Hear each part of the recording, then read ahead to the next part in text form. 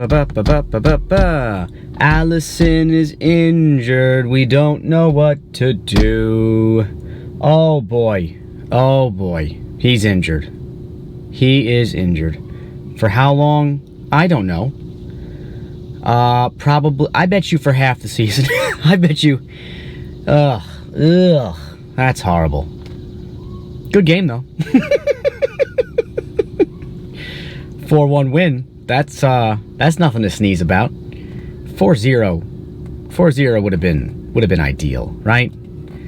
It would have been nice for Adrian, whatever the heck his name is, to not let it go. Not that it was necessarily his fault, but because Norwich City packed a punch. Oh boy, did they pack a punch! I was very impressed by them.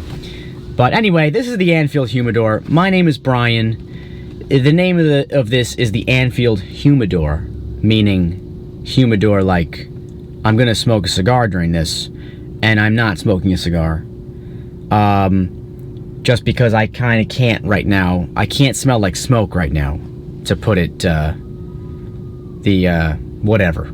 I don't know what I'm trying to say. I'm looking at jobs and I can't be smelling like smoke. So I'm not smoking right now. But typically I will be smoking a cigar. And maybe we'll talk about the cigar a little bit. Maybe just a little bit, for those of you who are interested in that. Most people probably aren't, but hey, I'm a nerd, you know?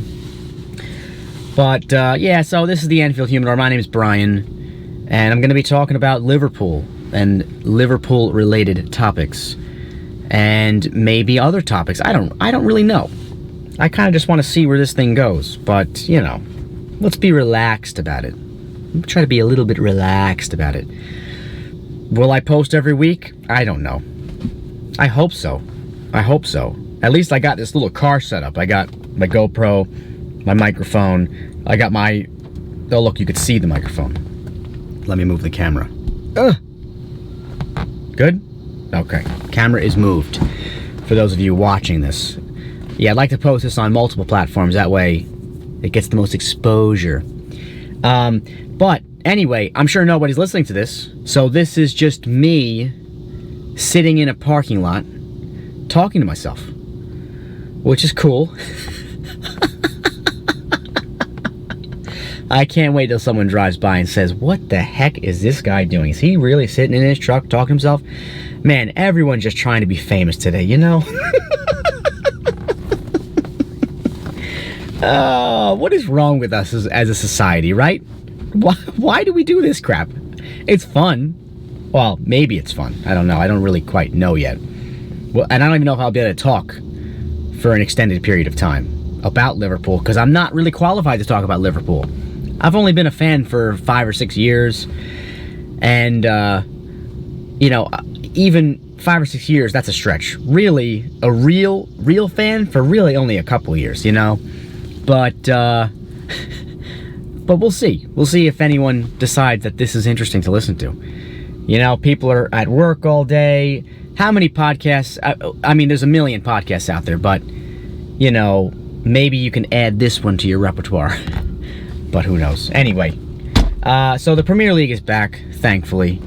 It was a little painful without it, I must say.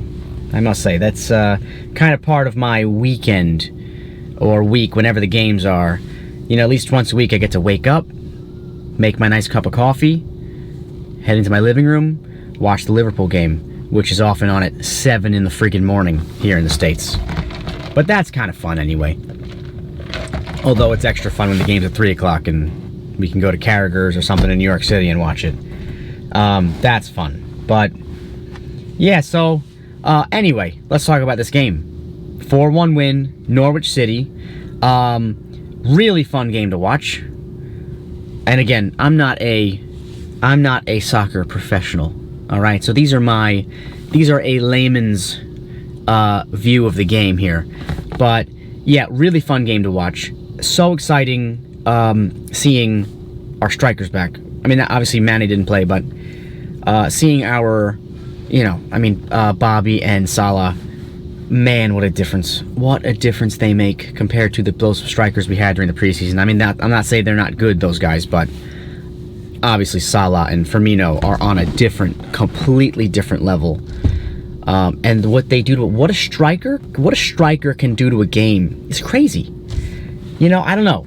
I grew up, I didn't know too much about soccer growing up, but, you know, I did play a little bit in high school, and, you know, I just was under the impression that strikers, because I was a striker in high school, but I didn't know anything about soccer. They just needed people. It was a small private school, and they told me, Joe, just grab the ball, run to the corner, and cross it. I said, okay, I could do that. I'm fast. I could do that. But I didn't quite understand the game, and it's just amazing as I start to learn more about soccer how much, like I said, how much a striker can influence the game. Obviously, they can take pressure off their own defense by good hold-up play, like Origi maybe playing good hold-up play, or the days of Drogba. I mean, that was cool watching him. But you know, the pressure they can obviously take off the defense is huge, and off the midfield. So anyway, again, back to my original point, just so glad that they're back, they're playing, and that was fun to watch. That was fun to watch.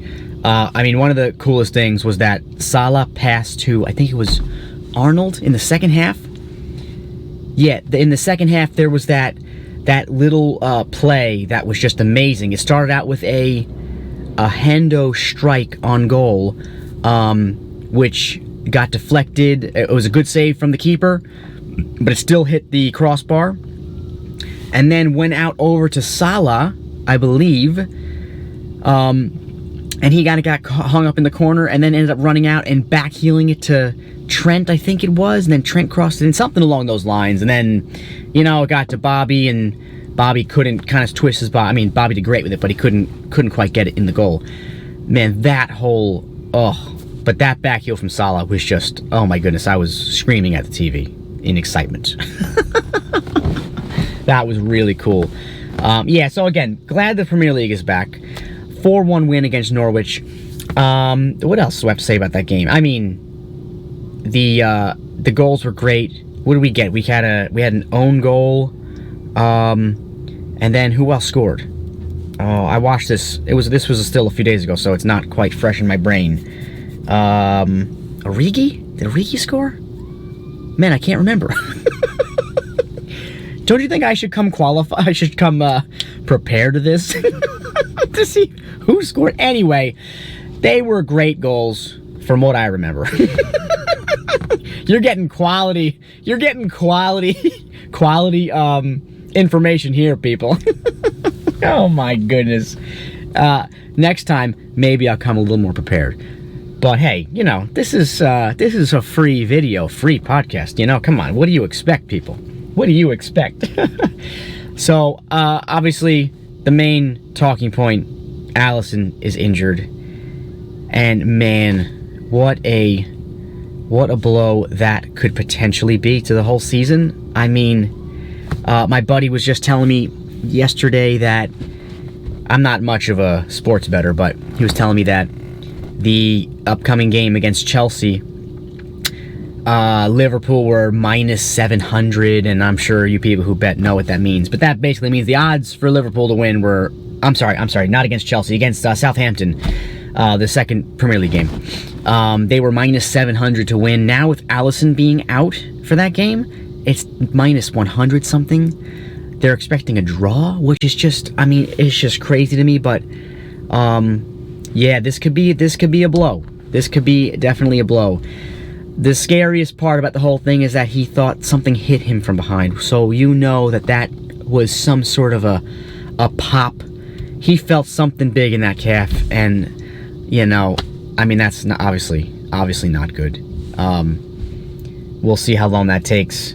I think I just read something. I don't know if I still have it up on my phone here. I was just reading something that they were assuming 8 weeks out, or 8 weeks, 8 games he's gonna miss. I don't know, something bad. 8 games, not bad. I think there's a Premier League game against Chelsea in that, one against Arsenal. So that's a blow. That's definitely a blow. Hopefully Adrian steps up, whatever his name is.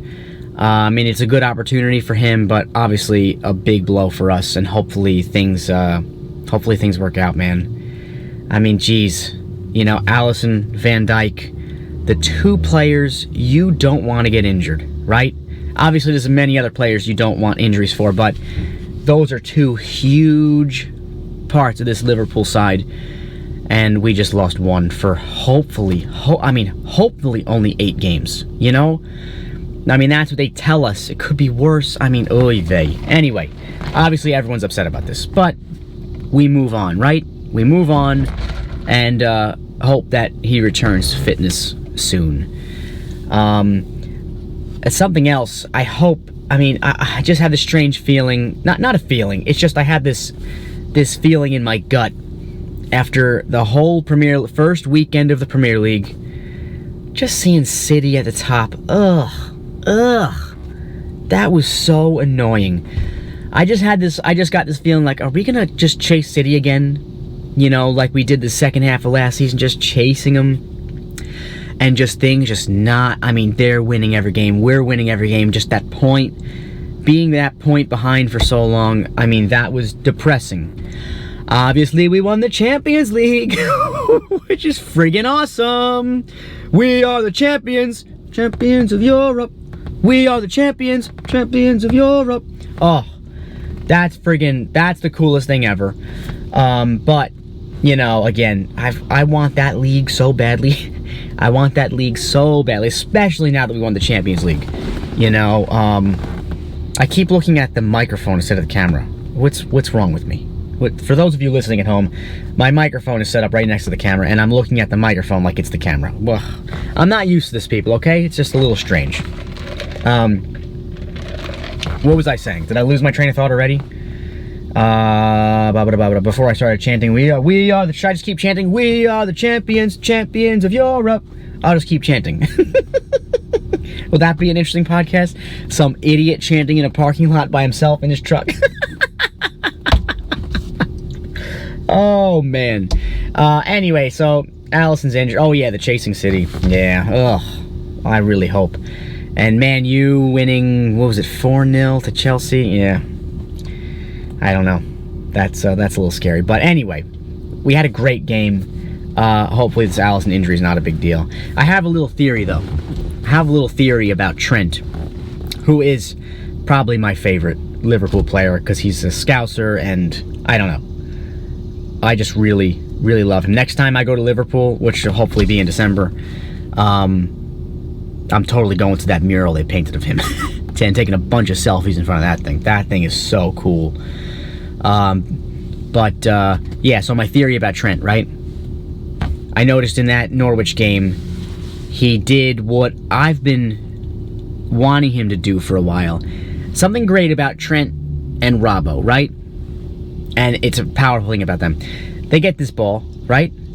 They run down the wing, and oftentimes their first touch is the cross, which is such a powerful tool for the strikers, right? Those strikers, you know, if you're Origi, you're sitting in the box, or you're about to make a run into the box, and you see Trent's about to get the ball, or Trent just got the ball, or Robbo just got past, oh my goodness, you're like, crap, I gotta be on my game because that ball's about to get whipped into my head. That's such a powerful thing for those strikers to know that. And obviously Liverpool are in some sort of, they found a stride. They're, you know, this group of boys have found an understanding with each other that is working out for them. Obviously they won the Champions League, then they were only a point away from the Premier League, so it's obviously, anyway, having that power where the strikers know that Trent and Robbo are just gonna whip this ball in, and obviously a lot of the other guys do that as well. Fabinho, Hendo, obviously Hendo's always looking to play that quick ball in. But anyway, having these fullbacks that's their job is such a powerful thing, right? But something Trent now has this power of the whole league. No, everyone in Europe knows I'm going to be crossing this ball the second I get it. So that gives him the power to fake a cross, which he did a lot in that Norwich game. I don't know if you noticed, many times he went to he pretended he was going to cross it, and he ended up cutting in, which he only did a few times last season, and every time he did it last season, it worked. Obviously, because everyone's like, oh, all the opposition are like, oh, Trent's got the ball, he's going to cross it. So let me get my body in the way, try to block this cross, but then he cuts back. He so rarely did that whenever he did it, it worked. And that's something, if you have that in your back pocket, that is a powerful thing. So, I foresee, I don't know, he did it a lot in that Norwich game, which is a good and a bad thing. You know, I don't want him to show all his cards right away, but, you know, I feel like in the next few games, he should just go back to just crossing the ball, and really at the opportune moment, he's gotta come up with that. But that's really cool. So I don't know what we're gonna see. I'm excited to watch him over the next 10 games to see what he does. Did Klopp tell him to start utilizing that? Because he did a lot in that Norwich game. Or is that just him getting more confident, which could be a good or bad thing? I don't know. I'm so excited to see what he does over the next 10 games and over the next few years. Because that's like I said, that's a powerful thing to have in your back pocket. That's like a striker or like an attacking midfielder who is known for just blasting the ball outside the 18. If you're known for blasting the ball outside the 18, you can take that, and instead of blasting the ball, you fake the shot, and everyone's gonna fall for it, and that could be such a powerful thing. Bobby kind of has that a little bit, you know. He has that in his back pocket as well, but I don't know. Trent and Robbo, man. Trent more so. Robbo will often do that and keep running, you know. But Trent is just, you give him the ball, he's crossing it. And a freaking good cross. Oh, there you go. I remember the goal. Trent's cross to Origi. That, prime example. I don't think that was a one-time cross, but he had the ball for 2 seconds. Spots Origi. Okay, I'm going to whip this thing to him. And Origi knows that that's going to come. He made the run, and he flicked it in. So that is such a powerful thing. So I'm excited to see what's going to happen with that. What else do we have with this game? 4-1. Oh, yeah, I mean, hey, defensively, yeah, a little shaky. Definitely a little shaky. You know, something about Van Dijk, right? Van Dijk does something that's so impressive to me. Hold on. Gotta sip my coffee. Let me interrupt this whole thing. I gotta sip my coffee. Where was I? Oh, yes. So Van Dijk, right? Van Dijk does something that I haven't seen anyone do as well as him. And I've been watching the Premier League I've been a Liverpool fan for 5 or 6 years. I've been watching the Premier League for about 9 or 10 years. So, and I still haven't seen someone do this as good as him. He can, you know, when he is defending, you often see, when you're watching this on TV, right? You'll often see when Liverpool doesn't have the ball and someone tries to do like a long pass on the ground to a striker, you will often see the camera start to move and Van Dijk kind of cut that pass off. He'll anticipate that pass, run up, get in front of the defender, and hit that pass off with his foot. It's often just his long friggin' leg getting in front of the defender. But he reads that well, and that is such a skill that I've never seen someone do as good as him. I don't think I've ever seen Van Dijk mess that up, right? Like every time that he tries to get in front of that defender to cut that pass off, I've never seen a defender get past him doing that. I mean, the ball at least has always gone back in the other direction. Maybe the other guy kind of fends Van Dijk off and just pokes it forward, but the amount of times Van Dijk wins that ball is insane to me, because that takes such focus. Again, the little soccer I've played, I mean, I do play rec soccer once a week, but, you know, when I'm defending, that takes such focus to anticipate a pass like that. You got to be on your game. You got to be always ready to pounce on that striker or on whoever's about to receive that ball. You got to be ready to pounce on him. You got to be close to him at all times. So that is an impressive thing, right? He's good at it. Gomez, right? Gomez is also good at it, but he kind of doesn't have the as much experience as to when to do that and when to not do that. So, you know, I don't know if we could blame him for some of the Norwich attacks that happened, but I know the one, I forget which one, if they got a shot off or if it's just the one where the ball went cross in front of the net.